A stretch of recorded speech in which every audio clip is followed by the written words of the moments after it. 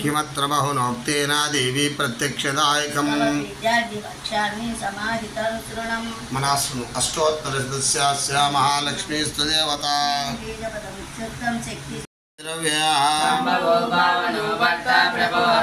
स्वयंभो शंभुरादित्य पुष्कराक्ष महास्वना अप्रमेयो ऋषिकेश पद्मनाभो मरप्रभो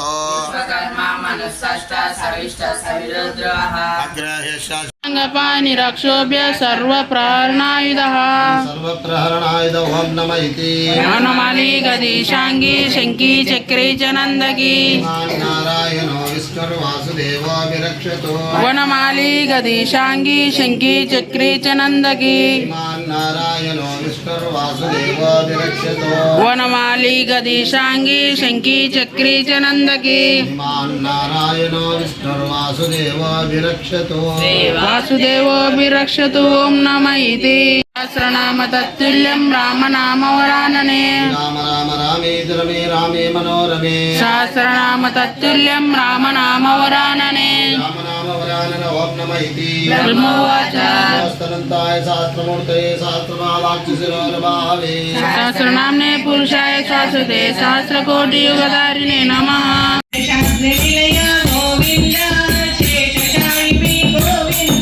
श्री श्रीनिवास गोविंद श्री वेंकटेश गोविंद गोविंद हरि गोविंद गोकुलनंदन गोविंद गोविंद हरि गोविंद गोकुलनंदन गोविंद गोकुलनंदन गोविंद गोकुलनंदन गोविंद गोविंद गोविंद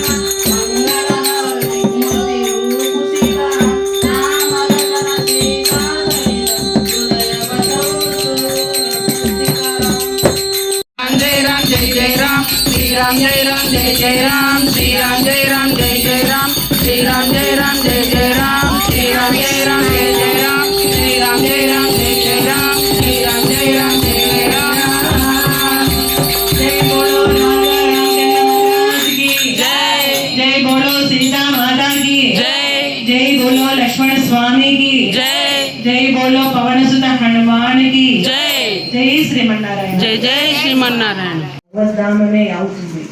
జీవుని ముక్తికి దోహదమయ్యే ఈశాన కథలలోని ఒక అద్భుతమైన కథయే మత్స్యావతారం. ఇది అష్టమ స్కంధంలో వస్తుంది. భగవద్ అవతారానికి ముఖ్యోద్దేశము భగవద్గీతలో చెప్పబడింది. సాధువులను రక్షించడము, దుర్మార్గులను నశింపజేయడమే అవతార కార్యము. అయితే అవతార సమయాలలో భగవంతుడు ఒక్కొక్కసారి జుగుప్సితమైన రూపాలను కూడా ధరిస్తున్నట్లు మనకు కనబడుతుంది. కృష్ణ కథ శ్రవణం చేస్తున్న పరీక్షిత్తుకు సత్యవర్తుని దగ్గరకి సంధ్యావందనం చేస్తుంటే చిన్న చేప పిల్ల వస్తుంది చేతిలోకి. సరే చేప పిల్ల వచ్చింది కదా అని చిన్న చేప పిల్ల బాగుంది అని ఒక పాత్రలో వేస్తే పొద్దున్న చేసేపాటికి ఆ పాత్ర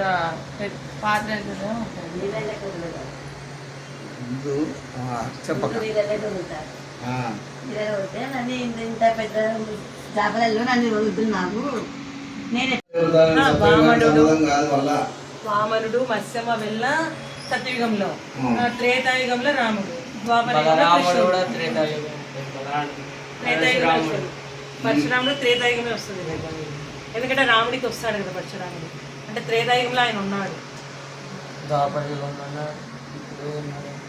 ఆయన సత్యయుగంకి చెందిన ఆయన. చిరంజీవి.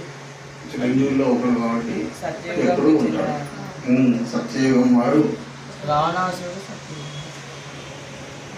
అంతే. రామ